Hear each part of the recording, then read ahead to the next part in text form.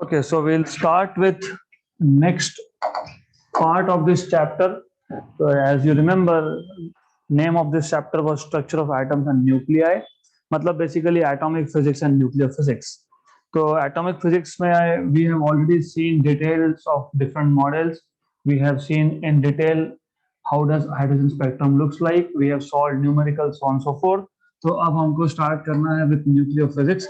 And well, by the way, in nuclear physics for this year, because it is reduced syllabus again, तो आपको few topics are deleted. उसमें से जो important है I will just tell you theoretically क्योंकि अगला topic उस पे based है. Other things I will just skip. So first of all, you need to know what is radioactivity. So radioactivity, what is radioactivity? इससे पहले you need to know that there are some elements, specifically heavy elements. Heavy element मतलब जिसका atomic number greater than 82 हो. Atomic number मतलब total number of protons, right? Then you also have mass number, which is number of protons and neutrons in the nucleus of atom. So you must know कि atomic number को हम denote करते हैं Z से और mass number को denote करते हैं A से.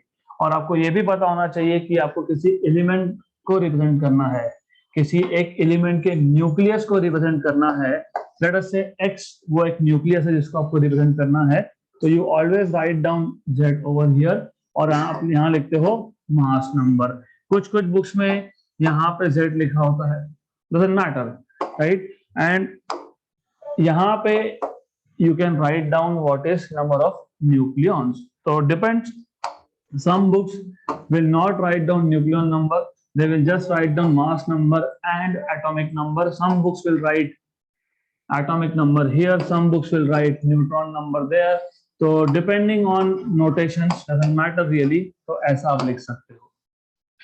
तो ये notation, this notation is used to denote nucleus of a particular element or element itself. Number one, तो Becquerel नाम के एक साइंटिस्ट थे, and what was noticed that for Z greater than 82, मतलब for heavy elements, for atomic number greater than 82, these elements are normally unstable. जैसे you know uranium, right? And a lot is going around in this world for uranium. We are trying to get uranium from somewhere. Why? Because it is radioactive, because it is unstable, right? So uranium, radium, thorium, etc., etc., these are heavy elements which are unstable. तो ये जो heavy elements होते हैं, जो unstable होते हैं, they emit some kind of radiation. वो radiation क्या है हम देखेंगे बाद में, but what you need to know is such heavy elements, they emit some kind of radiation. These radiations are highly penetrating and they are invisible, right? So the substances which emit highly penetrating radiation are known as radioactive substances. तो पहले basics पता होना चाहिए. The basic idea is very simple, that for some heavy elements like uranium, radium, etc., they emit radiations because they are unstable. So Becquerel discovered that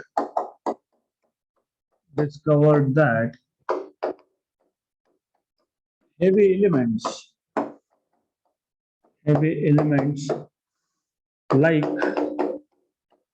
uranium with atomic number greater than 82 are unstable.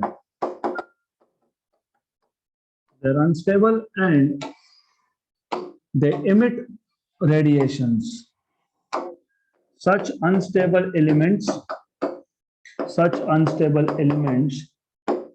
emit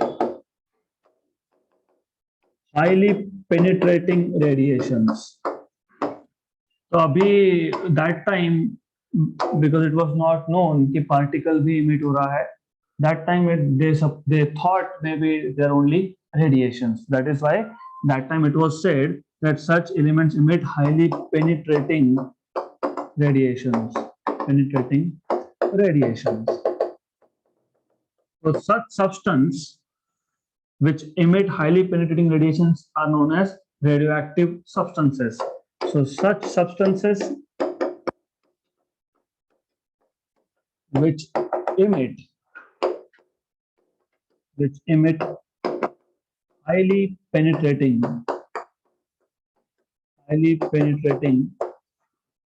radiations, highly penetrating radiation are known as radioactive substances. Are known as radioactive substances.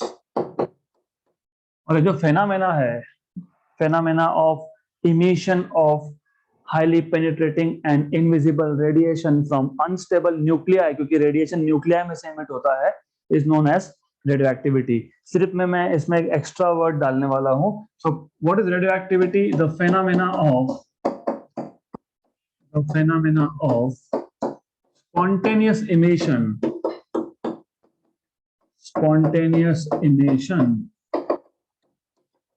of highly penetrating and invisible radiations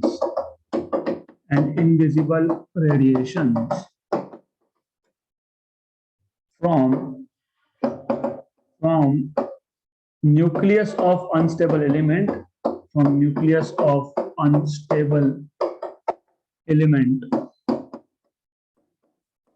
is known as radioactivity.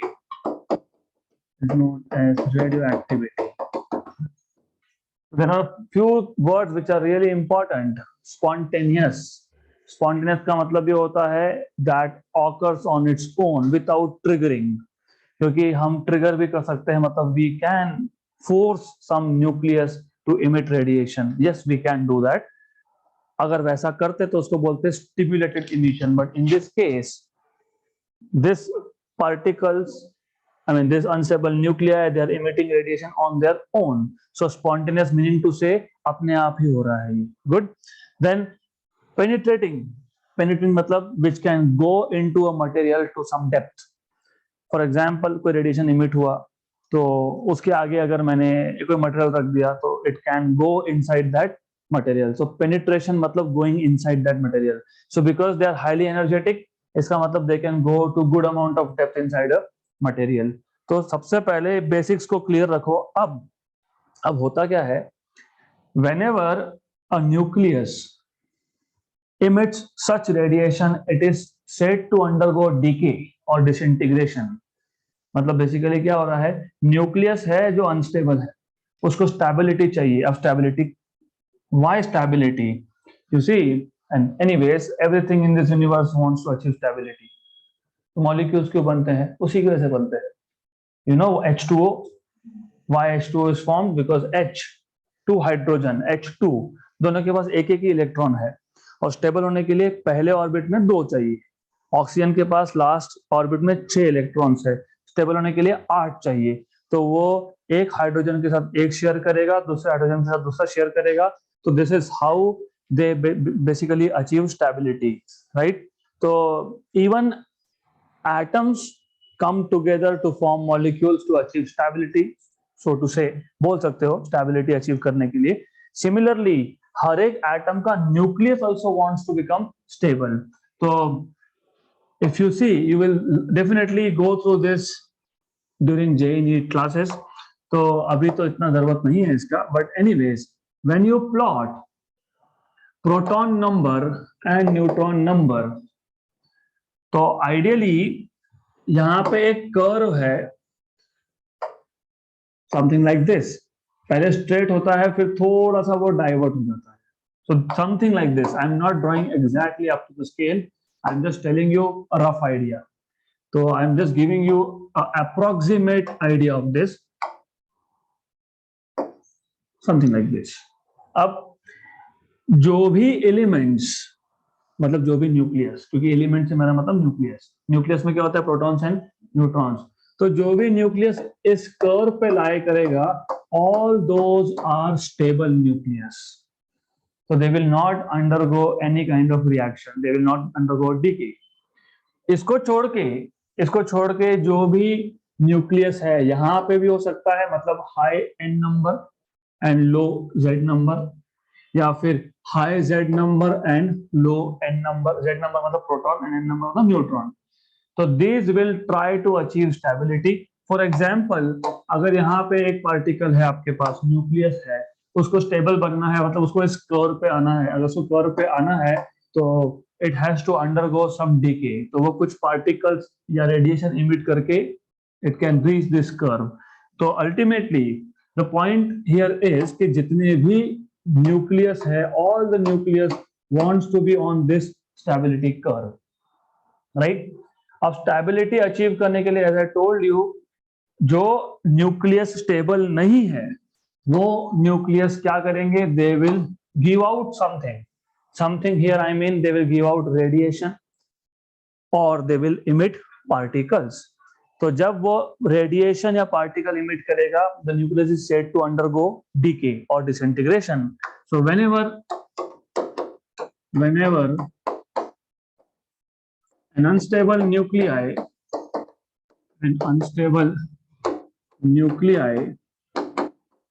emits radiation. मैं फिलहाल इसको radiation ही बोल रहा हूं, हम बाद में बात करेंगे. It is actually, it can be radiation, मतलब it can be a photon or it can be particles. So whenever an unstable nuclei emits radiation, it is said to undergo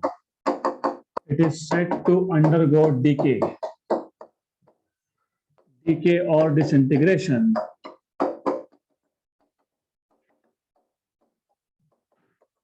Now there are different types of radioactive disintegration or radioactive decay. Types of radioactive decay.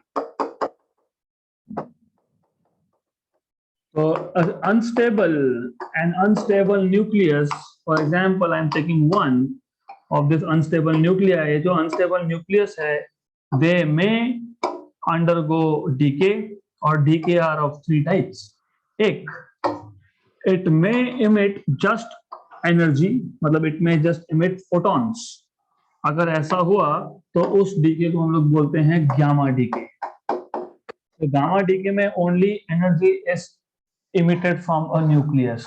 तो अगर आपको याद होगा, जब हम electromagnetic spectrum देख रहे थे, आई told you the most energetic electromagnetic radiations are gamma radiations, and the source of this radiation is inside the nucleus. तो न्यूक्लियर ओरिजिन है उसका. फिर उसके बाद X-ray, then UV, then visible, so on so fourth.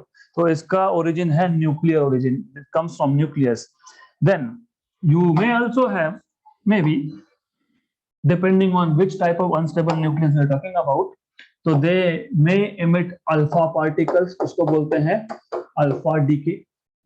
Alpha particles are the nucleus of helium atom.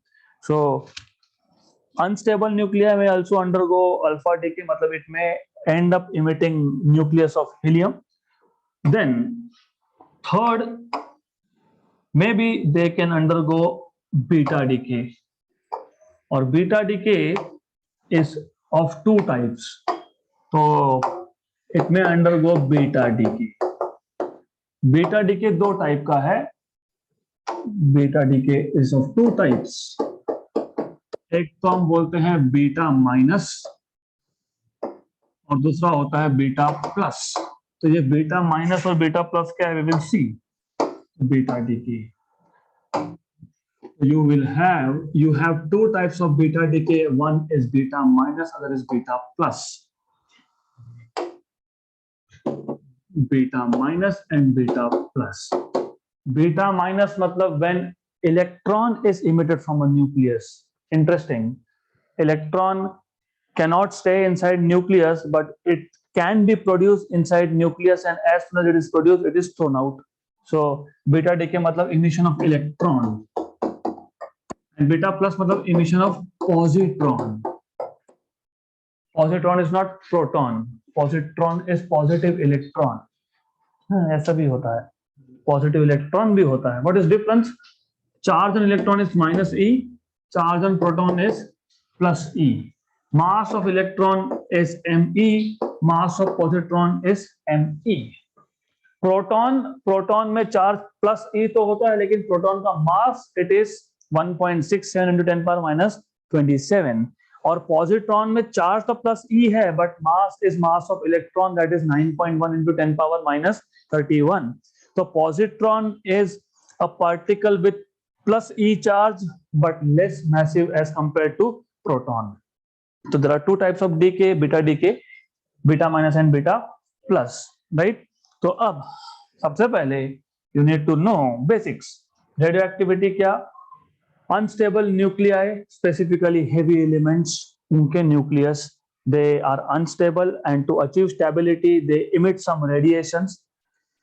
Such nuclei are called as radioactive nuclei. The substance made up of radioactive material, radioactive elements, is known as radioactive substance. The process of spontaneous emission of highly penetrating and invisible radiation from unstable nucleus from radioactive substance is called as radioactivity. So whenever unstable nucleus emits radiation, it is said to undergo decay or disintegration, right? तो अब तीन type के decay है, gamma decay, alpha decay and beta decay, और beta decay में दो types है, beta minus and beta plus. Good. Now what you need to know is, अभी मैंने आपको बताया any nucleus can be represented by its Z number, that is atomic number and mass number. अब अगर gamma decay होता है तो as you no gamma is just radiation, तो most probably there will be no change in the nucleus but it will just emit radiation, extra energy that it has, it will emit and then it will achieve stability. Details में हम जाएंगे नहीं, because as I told you for this year because of reduced syllabus details are omitted. तो we will not go into details. मैं सिर्फ आपको rough idea दे रहा हूँ कि क्या होगा.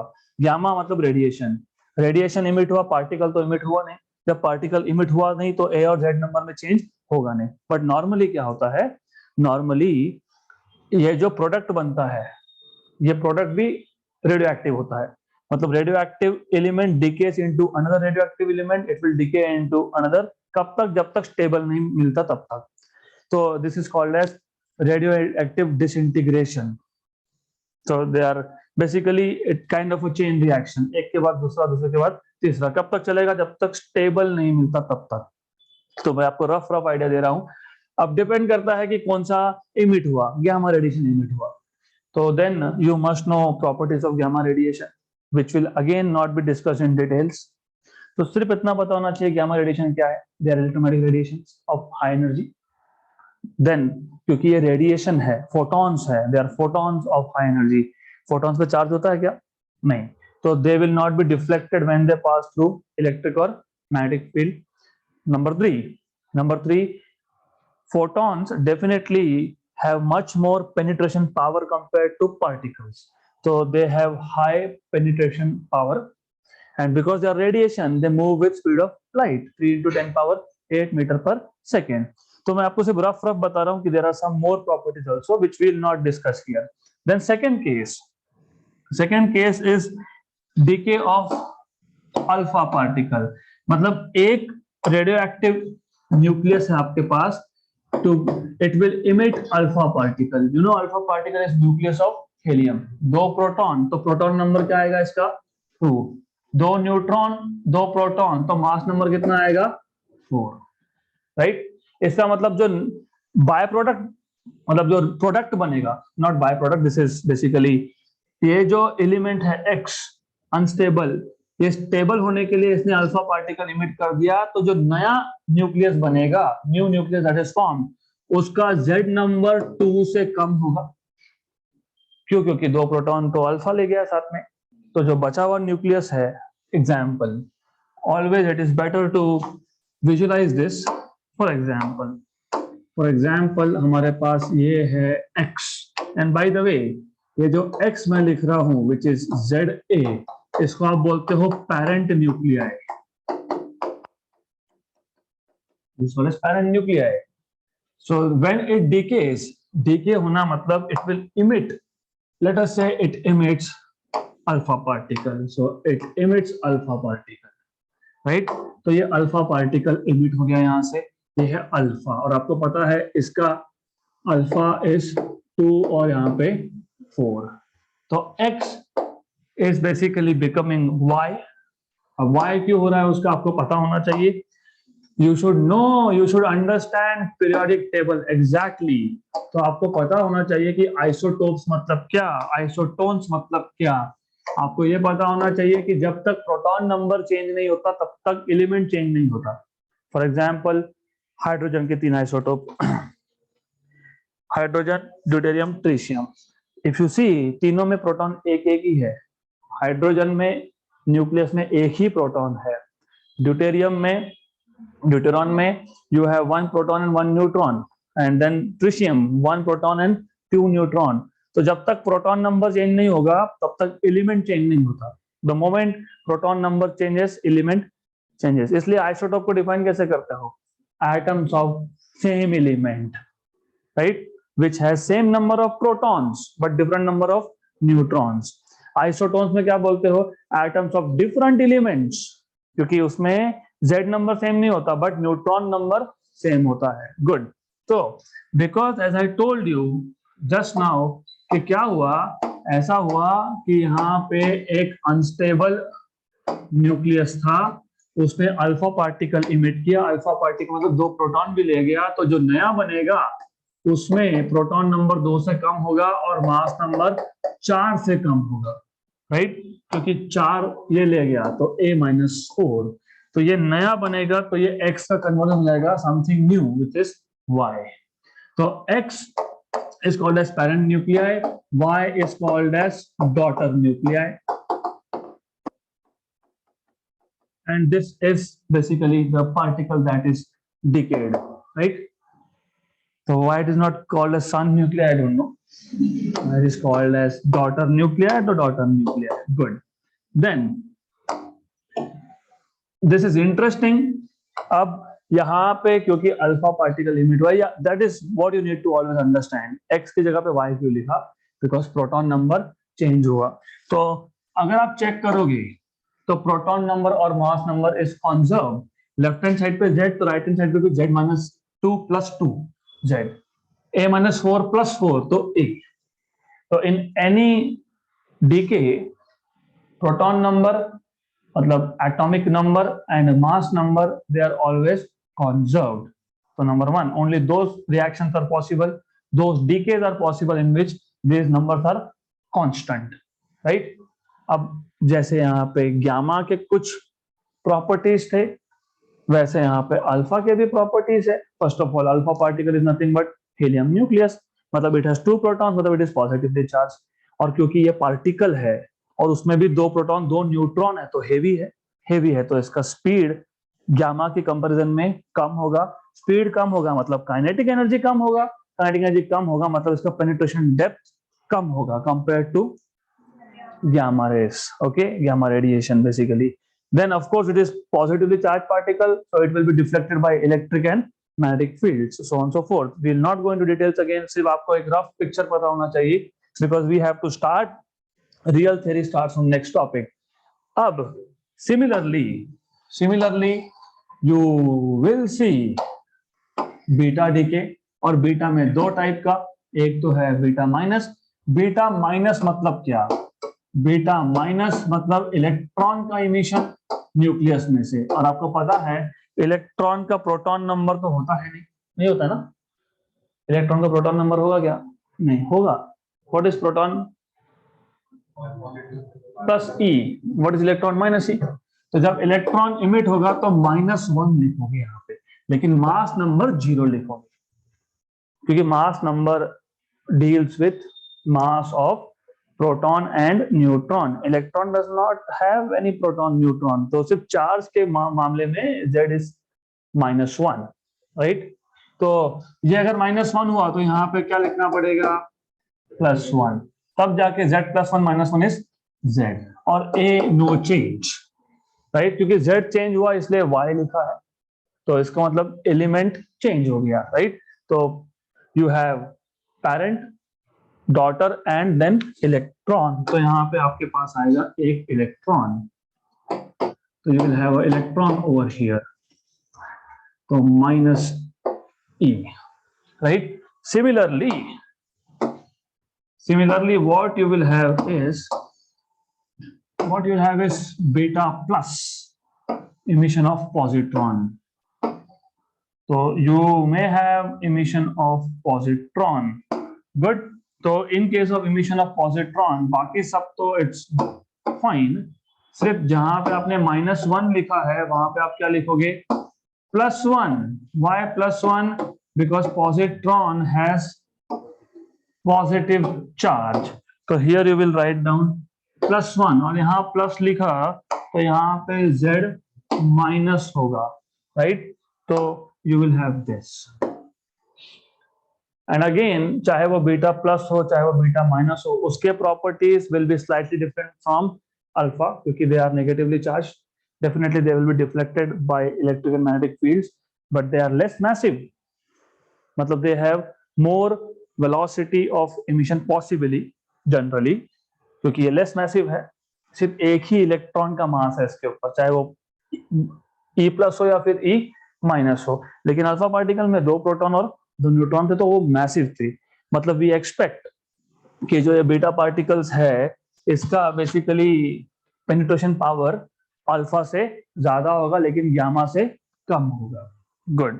तो this much of background is necessary even though it is omitted, skipped, reduced from the syllabus, but radioactivity के introduction के बिना you cannot start with what is law of radioactive decay. So it starts from here, but of course as I told you, अगर basic ही नहीं पता तो radioactive decay का law कैसे बनाओगे? तो what do you mean by law of radioactive decay first of all? तो उसको समझने के लिए let's see something.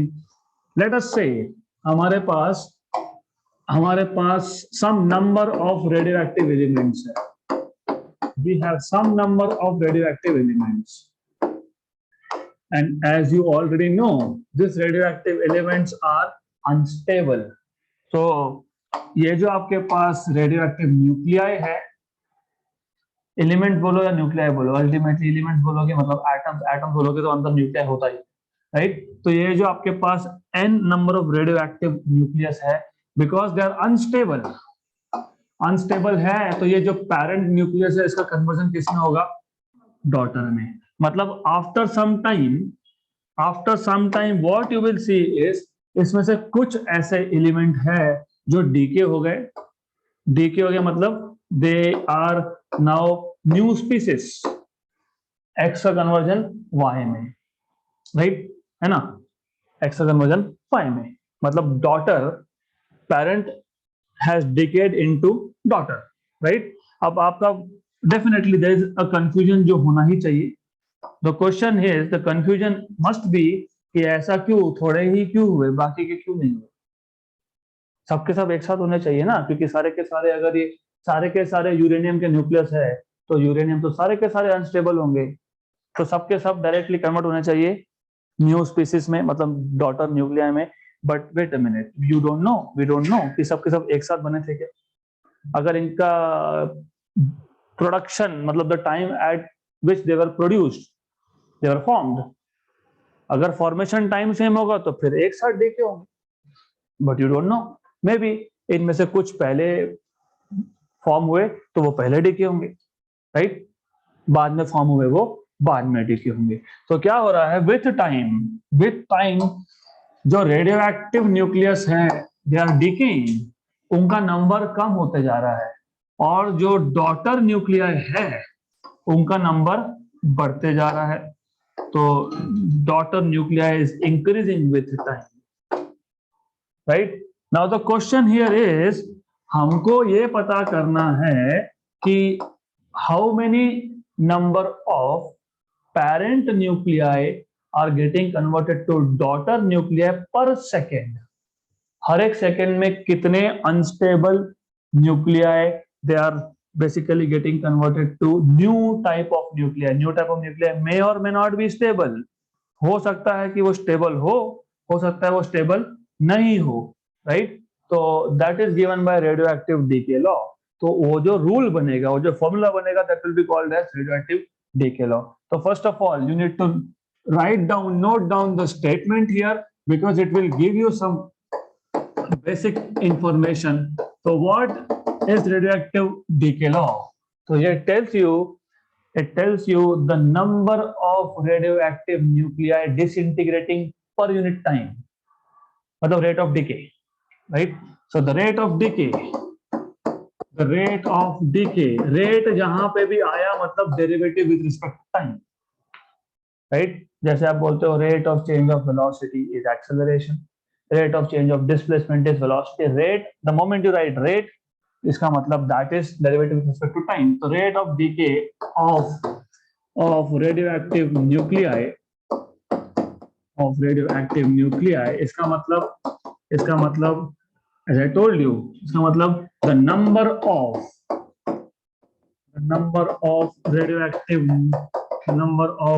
radioactive nucleus disintegrating per second.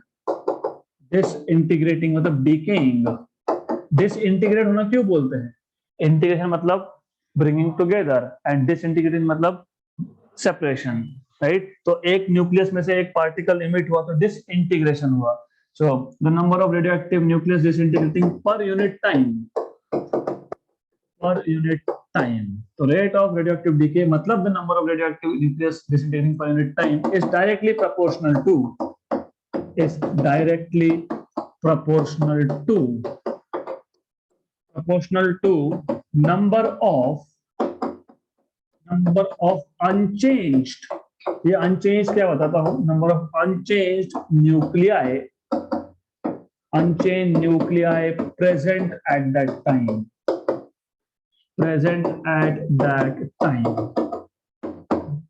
Book to book language will vary, थोड़ा वो डिफिकल्ट करके लिख देते हैं. Unchanged, what do you mean by unchanged? Original मतलब क्या? Parent, right? तो at a given instant of time हमें ये देखना है कि एक गिवन इंस्टेंट पे कितने रेडियोएक्टिव एलिमेंट्स पर सेकेंड में डिसइंटीग्रेट होंगे. वो डिपेंड करेगा कि कितने पेरेंट न्यूक्लियाई अवेलेबल है. For example, Now you must understand things with examples.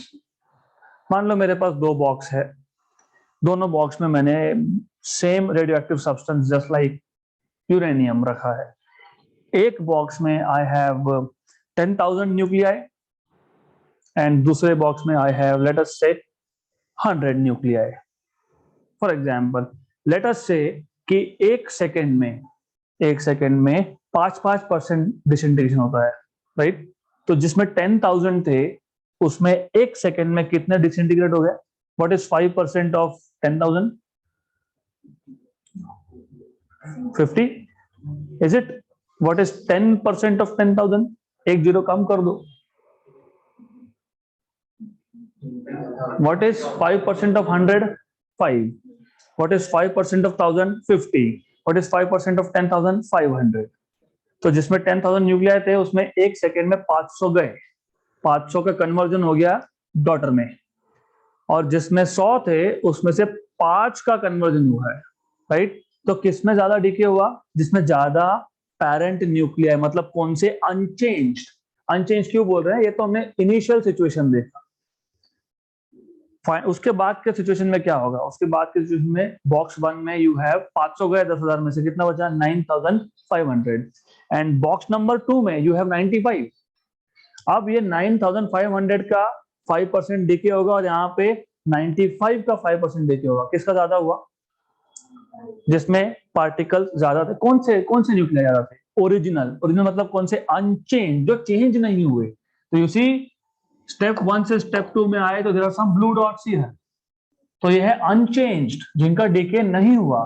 तो जिनका डीके नहीं हुआ उस नंबर पे डिपेंड करेगा, उसके नंबर पे डिपेंड करेगा कि इसके आगे कितना डीके होने वाला है. Not the green dots, because green dots are newly formed. तो radioactive decay law tells you that the rate of radioactive disintegration is directly proportional to the number of parent nuclei present at that time. कुछ कुछ book में इसको unchained nuclei नाम देते हैं, तो ठीक है, unchained nuclei, good. तो इसका मतलब अगर आपको मैथमेटिकली लिखना है तो mathematically what you can write is dn by dt is proportional to n, because at some instant of time, किसी एक टाइम इंस्टेंट पे at t I have number n, okay. तो at some instant, जरूरी नहीं कि मैं initial instant की बात कर रहा हूँ, some instant there is n number, तो therefore आपको पता है, you know that ये constant, ये अगर प्रोपोर्शनलिटी की साइन हटानी है तो you have to write down constant of proportionality.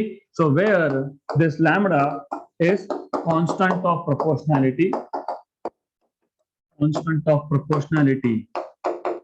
और ये वेवलेंथ नहीं है,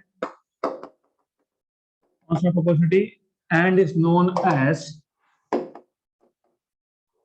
constant of proportionality and is known as decay constant, right? तो इसको decay constant बोलते हैं या तो इसको disintegration constant भी बोलते हैं. So it is either called as decay constant or disintegration constant.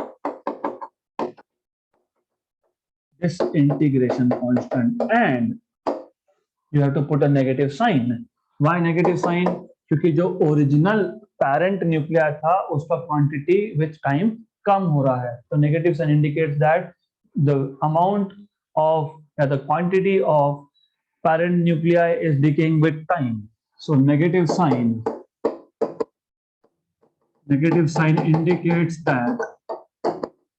indicates that the quantity, you need to focus here, the quantity of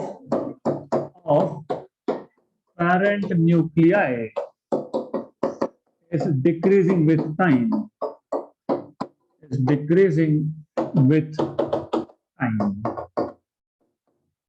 good. Then हमें ये पता करना है कि किसी भी गिवन इंस्टेंट ऑफ टाइम पे कितने रेडियो एक्टिव एलिमेंट्स प्रेजेंट है जो का डीके नहीं हुआ, in terms of initial quantity कितना था. So you want to know at some instant of time how many number of radioactive elements are still remaining which have not underwent decay in terms of initial quantity. तो आपको n का formula चाहिए, तो उसके लिए क्या करते हो? Well by the way, before we go ahead, ये dn by dt जो है, it is called as activity of the sample. Activity क्योंकि आपको बताता है कितना एक्टिव है, मतलब कितने एलिमेंट्स, कितने रेडियोएक्टिव न्यूक्लियस पर सेकंड में डीके हो रहे हैं, that is called as activity of the sample. तो वो भी कहीं लिख देंगे, because otherwise may be they ask you in exam and you don't know what is activity. तो activity of sample is how much active is the sample, मतलब कितना ज्यादा डीके हो रहा है हर सेकंड में. Activity of the sample. Now, you should know little bit of basic mathematics. ये है आपका differential equation, and which is variable separable form. What do you mean by differential equation? A equation which contains derivatives है क्या? Yes. और इसमें कौन से variable है? n और t, क्योंकि टाइम के साथ n कम हो रहा है. तो when you have two variables, और when you can separate these two variables, कैसे? dt को completely right hand side में लिख सकते हो और n को completely left hand side में, इसको आप बोलते हो variable separable form. So equation 1 is variable separable form.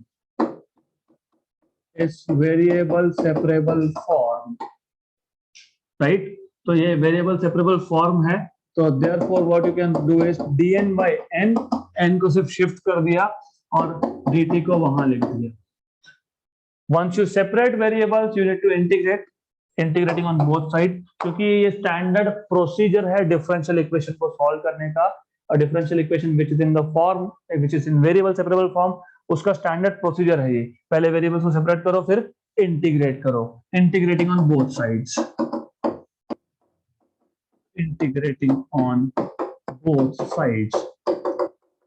Therefore, you will have integration dn by n equal to minus lambda integration dt, right? मैंने लैम्बडा पहले बोल दिया, ये लैम्बडा कांस्टेंट है, constant can be taken out क्योंकि ये constant of proportionality था, तो मैंने इंटेंशनली पहले ही बोल दिया minus lambda integration dt because I will take it out anyways, okay, क्योंकि ये कांस्टेंट है, constants are supposed to be kept outside derivatives and integrations, right? तो अब आपको पता होना चाहिए dx by x उसका इंटीग्रेशन होता है नेचुरल लॉग ऑफ x, तो dn by n का आएगा natural log of n equal to this is minus lambda t, क्योंकि integration dt is just t, जैसे integration dx is only x, we missed out on something, constant of integration. क्यों? क्योंकि ये indefinite integral था, indefinite integral मतलब integral without limits, तो यहाँ पे आप लिखोगे plus constant of integration where c is constant of integration. Now the next task is to find out what is this constant of integration. So c is constant of integration which can be determined from initial conditions.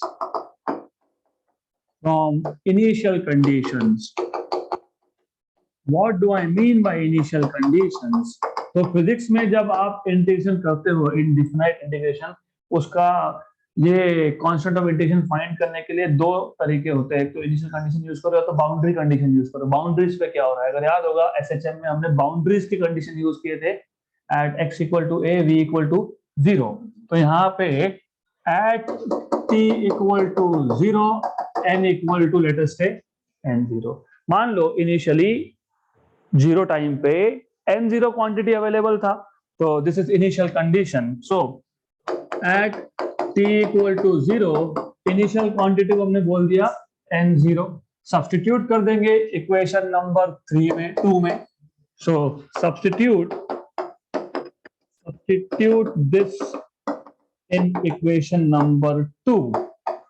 Therefore, what you will get is natural log of n0 equal to minus lambda into 0 plus c.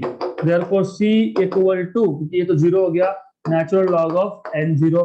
Put this in equation number 3. So from equation number 2 and 3, from equation number 2 and 3, you have natural log of n equal to minus lambda t plus natural log of n0. Shift it to the left hand side, natural log of n minus natural log of n0 equal to minus lambda t, right? अब आपको पता होना चाहिए log of a minus b is log of a upon b, तो log of n by n0 equal to minus lambda t. Now you should know, जैसे derivatives and integration are opposite operations, derivatives differentiate करता है, integration integrate करता है।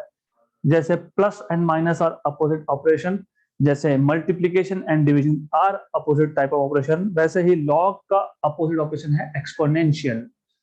Logarithm basically compresses the scale, you should know what is scale compression. तो for example log of 10 to the base 10 is 1, log of 100 to the base 10 is 2, log of 1000 to the base 10 is 3, log of 10,000 to the base 10 is 4। मतलब log ने, मैं log to the base 10 की बात कर रहा हूँ, log ने 10 को 1 बना दिया, 100 को 2 बना दिया, 1000 को 3, 10,000 को 4 and so on so forth, 1 lakh को 5। एक्सपोनेंशियल इसका उल्टा करता है, एक्सपोनेंशियल 10⁻1 को 10 लिखता है, 10⁻2 को 100 बनाता है, 3 को 1000 बनाता है, 4 को 10,000 बनाता है, so on so forth। तो the thing is, you should know, अगर आपको log हटाना है तो you have to take exponential on both sides। So taking exponential on both sides, what you will get is e raised to log of n by n0 equal to e raised to minus lambda t। But as you know, ये दोनों opposite है तो cancel हो जाएंगे, therefore n by n0 equal to e raised to minus lambda t, and therefore you will have n equal to n0 e raised to minus lambda t. This is radioactive decay law. So you have number of radioactive elements present at a time t in terms of initial quantity. Good. तो कम से कम आपको इतना पता होना चाहिए. बहुत simple derivation है. You just need to know कि हो क्या रहा है. In reality, you have some radioactive nuclei. Radioactive है तो स्टेबल नहीं है, स्टेबल नहीं है तो डीके होंगे तो उसका क्वांटिटी कम होगा, तो at some given instant of time you will have less quantity remaining. तो हमें ये पता करना था कि at some instant of time what is the quantity of the original nuclear remaining. तो what we did was simple task. तो हमने बोला कि rate of radioactive decay is proportional to quantity of radioactive element present at that time. So dN by dt is proportional to n. So dN by dt is equal to lambda n, where lambda is constant of proportionality called as decay constant or disintegration constant. Negative sign tells you that ये जो radioactive nuclei था उसका number कम हो रहा है. Good. Then this is variable separable form. तो variables को separate करो, integrate करो. Integrate करने के बाद you will have natural log of n equal to minus lambda t plus c. Where c is constant of integration.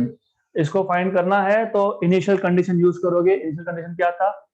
Time t equal to 0 पे quantity कितना था? n0.